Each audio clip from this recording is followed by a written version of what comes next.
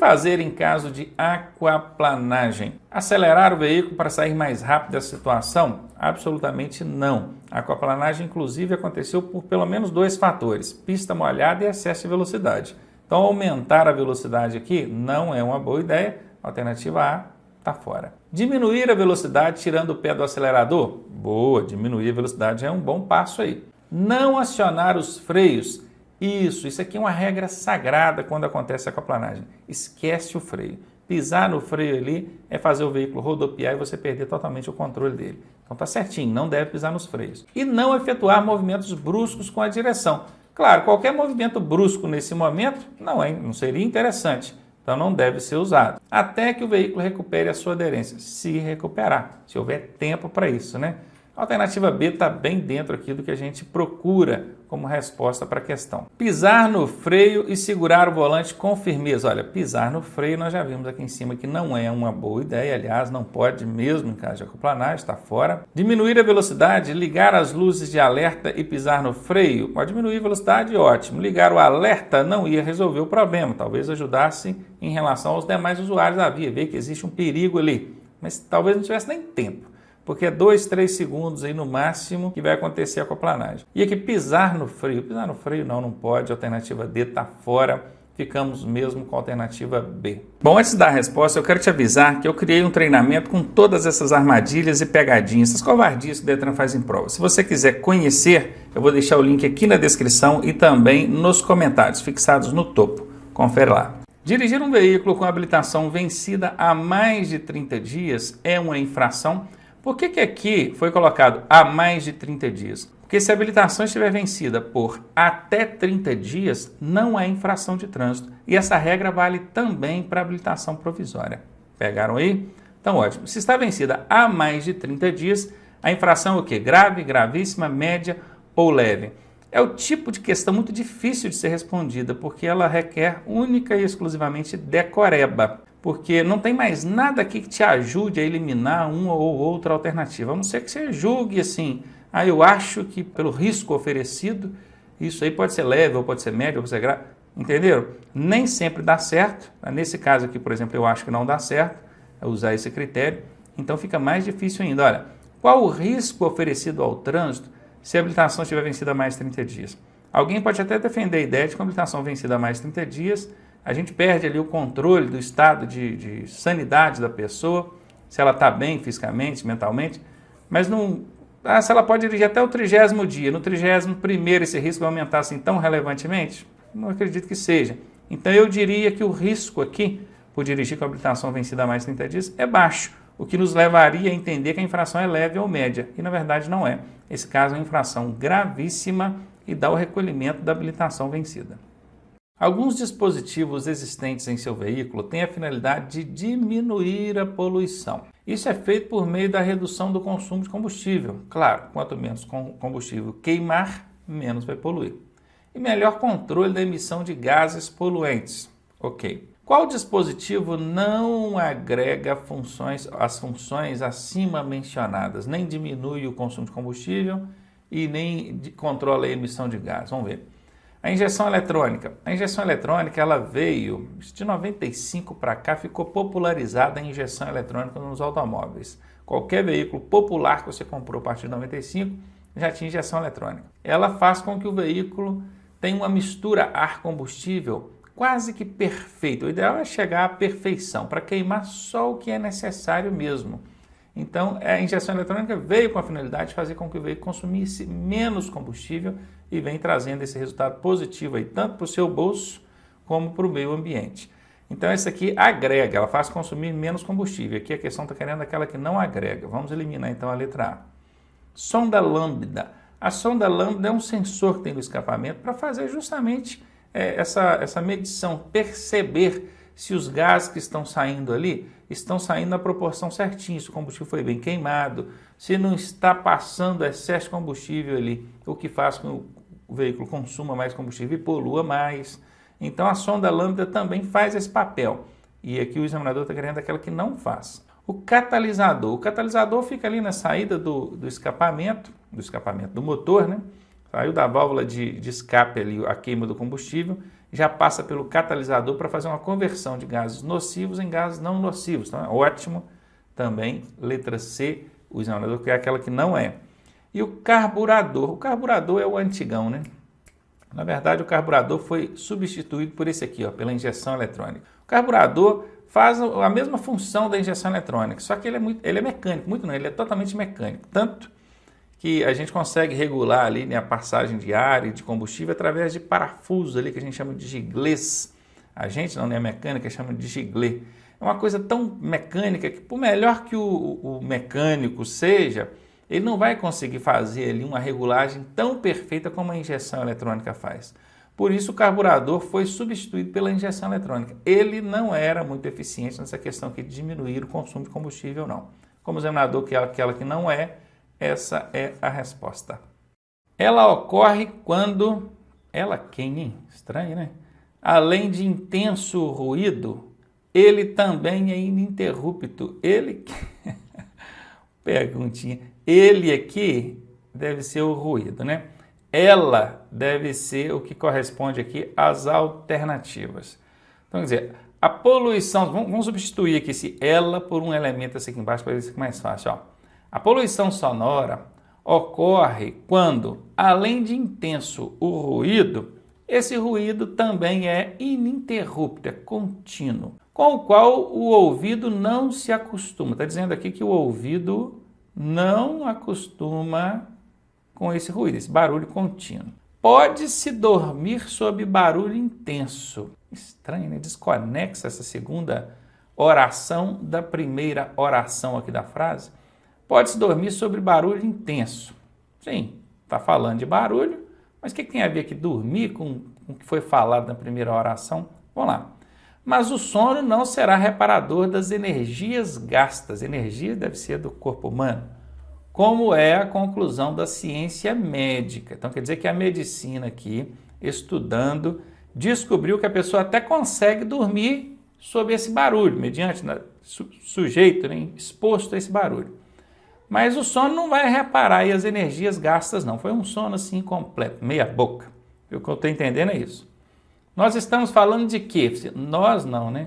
Quando falo estamos aqui, tem um sujeito oculto em nós. Na verdade, o que o examinador está falando, que eu praticamente, com muito esforço, muita dificuldade, eu consegui entender mais ou menos. Então, ele está falando aqui um monte de coisa desconexa. Gente, isso é questão tirada de dentro do banco de questões do Detran, tá? Dos Detrans Brasil afora. Eu estou só analisando a questão que não foi elaborada por mim, tá?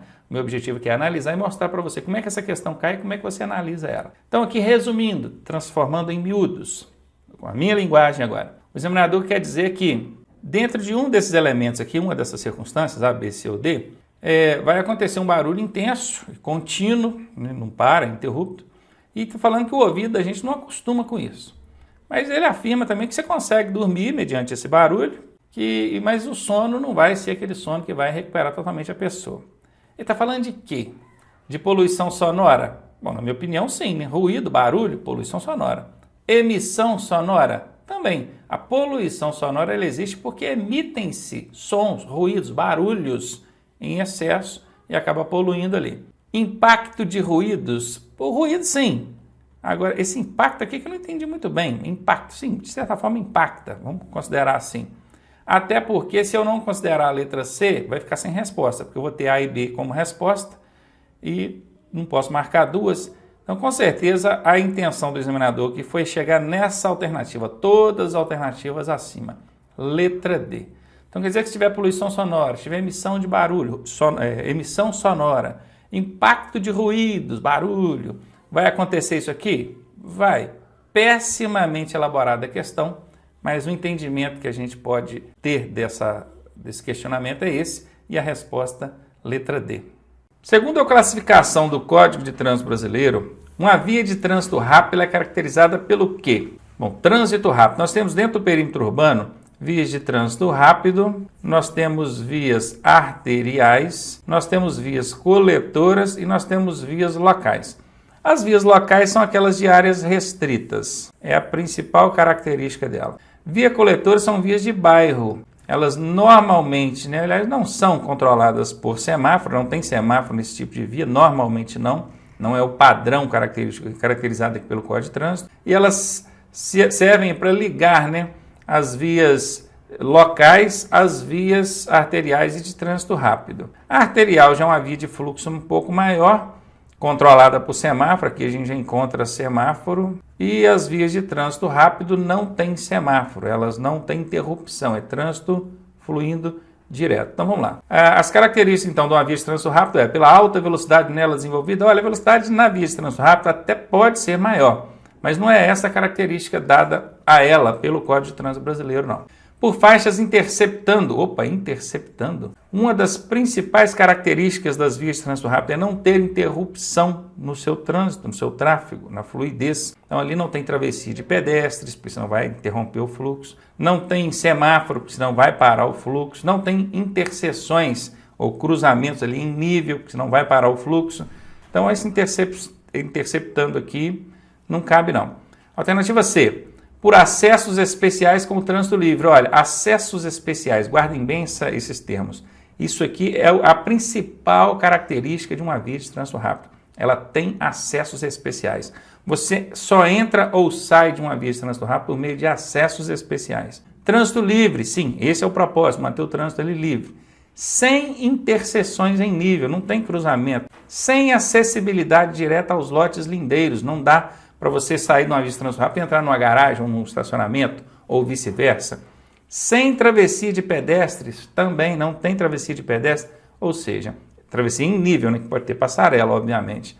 Essa aqui é a resposta, eu não tenho dúvida. Alguém pode ficar em dúvida aí, mas tem alta fluidez. Não, ela tem um alto fluxo, mas fluidez, isso não é garantido. Por exemplo, a Marginal Pinheiro, a Marginal Tietê, em São Paulo, são vias de trânsito rápido. E elas têm alta fluidez? Muito pelo contrário, né? Que a gente vê na televisão aí, para quem vive em São Paulo sabe muito bem que a fluidez ali é que não existe mesmo. Então tem um alto fluxo, muito trânsito, mas fluidez, infelizmente, elas estão deixando a desejar. A alternativa D está fora, confirmando aí a alternativa C.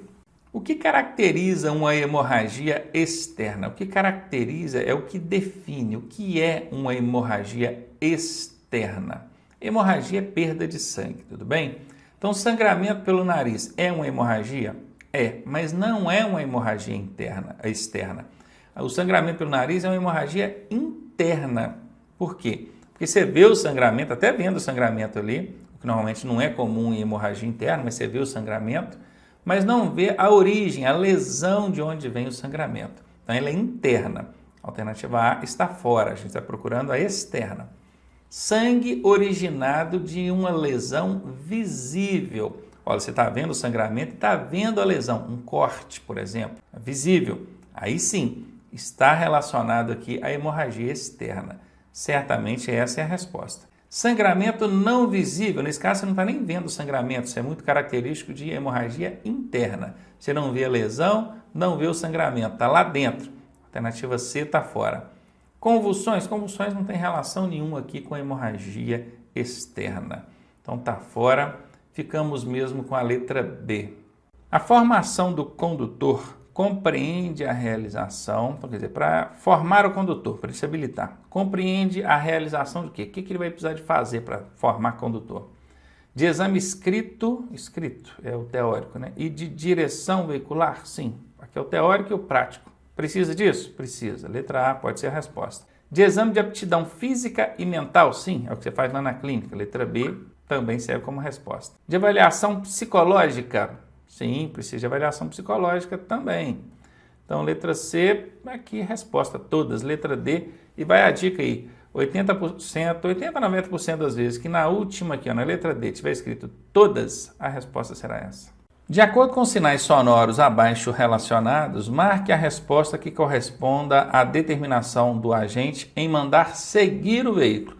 Então, quer dizer, quando o agente quer mandar seguir, pode seguir, ele usa qual sinal? 3 silvos breves, 1 silvo longo, 2 silvos breves ou 1 silvo breve? Bom, eu ensino no nosso curso alguns macetes. Vou ensinar para você aqui um desses macetes. Sempre que cair questão de sinalização sonora, você vai brincar de jogo da velha. Você vai fazer isso aqui, ó, joguinho da velha. Todo mundo já brincou de joguinho da velha, já sabe como é que é, não sabe? E vai colocar aqui na primeira coluna, ó, 1, 2, 3. Não, 1, 2, 1, tá? 1, 2, 1. E aqui no meio você vai colocar Big Brother Brasil. Não, Big Brother Londres. Nós somos chique, né? Bigode Brasil, nada a ver. E aqui na frente você vai colocar SPD.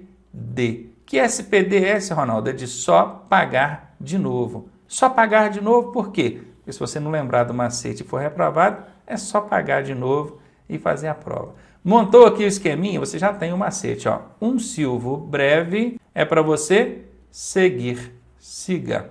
E é justamente isso que a questão está pedindo. Ó. Seguir. Um silvo breve. Cadê ele? Está aqui embaixo. Ó. Um silvo breve. Alternativa D. Já encontramos a resposta. Olha os dois silvos breves aqui. É para você parar. E um silvo longo é para você diminuir a marcha. Então, consequentemente, ó, um silvo longo está aqui, diminuir a marcha. Vou até ligar ele aqui. Ó. Dois silvos breves está aqui. Um silvo breve está aqui. E 3 silvos longos não existe mais. Teve um dia desse que um aluno brigou comigo aqui. Você falou que não tem mais 3 silvos breves. Eu fui procurar na internet aqui, achei que tem 3 silvos breves, sim. Cara, isso mudou em 2004. Até 2004 existiam 6 tipos de silvos, apitos. Hoje em dia só existem 3. Os outros 3 foram excluídos, eliminados, e dentre eles está aí o 3 silvos breves. Existia também 3 silvos longos e um silvo longo e um breve. Isso não existe mais. Você está estudando em site desatualizado. Cola com a gente aqui, que aqui é garantido.